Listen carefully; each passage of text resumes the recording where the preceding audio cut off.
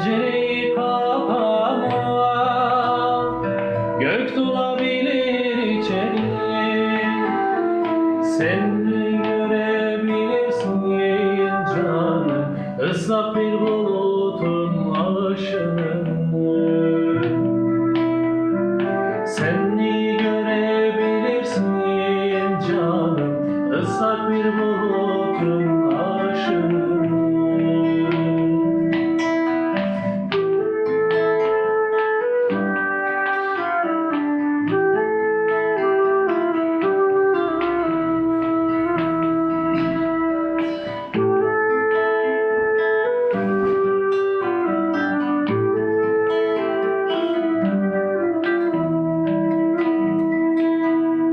Pencereyi kapama,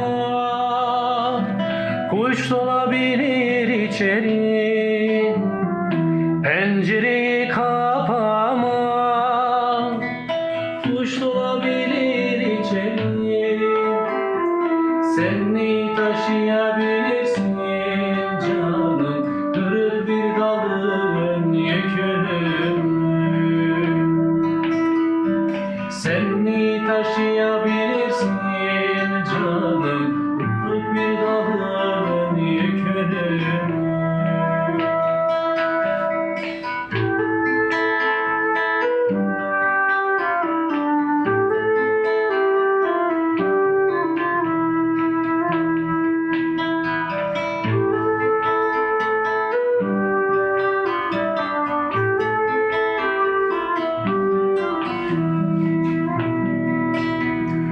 Pencereyi aç, solun çıksın dışarı. Pencereyi aç, solun çıksın dışarı. Sen büyütmedin mi canım, ciğerinde olur. Solu hayatı canım, yıkasın diye.